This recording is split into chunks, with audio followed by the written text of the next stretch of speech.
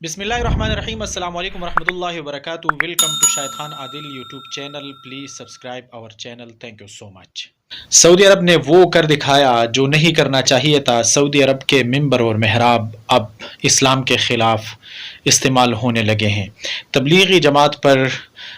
عجیب الزامات لگاتے نے جو ممبر اور محراب استعمال کیا ہے تبلیغی جماعت کے خلاف، تبلیغی جماعت کو گمراہ جماعت اور بدعت پھیلانے والے جماعت کرنے یعنی شرک کے پرچار کرنے والا جماعت قرار دیا ہے سعودی عرب کے تمام مساجد کے خطباء نے۔ دراصل یہ جو مراسلہ تھا اور دراصل یہ جو بات تھی، یہ سعودی عرب کے مذہبی امور اور اوقاف کی وزارت نے کنگ سلمان کے کہنے پر ایک مراسلہ بھیجا تمام مساجد کے خطباء اور تمام مساجد کے ائمہ حضرات کے سامنے کہ آپ نے تبلیغی جماعت پہ اٹیک کرنا ہے، سادہ لوح مسلمانوں کے دلوں میں تبلیغی جماعت کی محبت کو کم کرنا ہے اور ان کے خلاف اشکالات اور اس طرح کی توہمات پیدا کرنے ہیں۔ یاد رہے کہ تبلیغی جماعت کے خلاف استعمال ہونے والے مسجد اور محراب کبھی سعودی عرب نے یا اسرائیل کے ظلم اور بربریت کے خلاف استعمال نہیں کیا، برما میں جو ہوا مسلمانوں پر اس کے خلاف کبھی استعمال نہیں کیا، مسلمانوں کے اتحاد اور اتفاق اور اجتماعیت کے لیے کبھی سعودی عرب نے اپنے مسجد کے محراب اور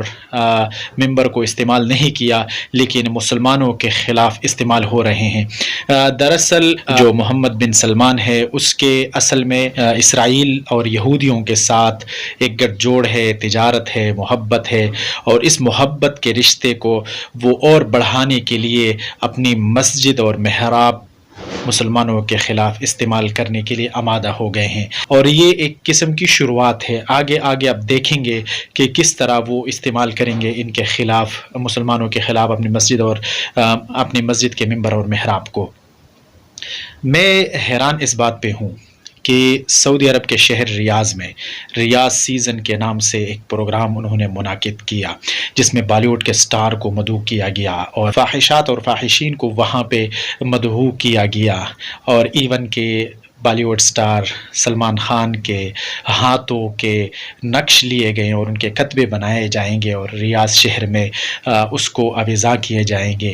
وہاں پہ بالی ووڈ سٹار کو عزت اور تکریم دے رہے ہیں، سنیما ہال کھول رہے ہیں، وہاں پہ مندر بنا رہے ہیں، خواتین کے ڈرائیونگ لائسنس سے پابندی اٹھائی گئی ہے، خواتین کو اجازت دی گئی ہے، پردے کو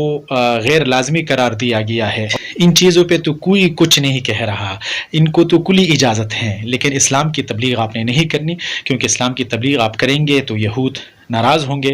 اور یہود کو وہ ناراض نہیں کر سکتے۔ اس سے پہلے عرب امارات نے یعنی یونائٹڈ عرب امارات نے ایک قانون پاس کیا۔ وہ قانون اس طرح کہ بغیر شادی کے عورت اور مرد جنسی تعلقات قائم رکھ سکتے ہیں، شادی سے پہلے قائم رکھ سکتے ہیں، کر سکتے ہیں، جنسی تعلقات کو شادی کے پہلے وہ قائم رکھ سکتے ہیں، اور اس باقاعدہ انہوں نے ایک قانون بنا دیا کہ اب وہاں پہ کوئی گرفت نہیں ہوگی، یعنی بغیر شادی کے اگر آپ وہاں پہ جنسی تعلقات رکھتے ہیں تو اب آپ کو حکومت کچھ نہیں کہے گی، بلکہ حکومت آپ کو پروٹیکٹ کریں گی۔ تو اسلام کے خلاف قوانین بنا رہے ہیں، اسلام کے خلاف وہ ہر طرح کی کوشش میں اب یہودیوں کو خوش کرنے کی کوشش کر رہے ہیں، لیکن یہ ان کے لیے ہلاکت ہے۔ اللہ تعالی ہم سب کی حفاظت فرمائے۔ آپ لوگوں سے گزارش ہے کہ چینل کو سبسکرائب نہیں کیا تو سبسکرائب کرنا مت بھولیے گا۔ اللہ خوش رکھے۔ السلام علیکم ورحمۃ اللہ وبرکاتہ۔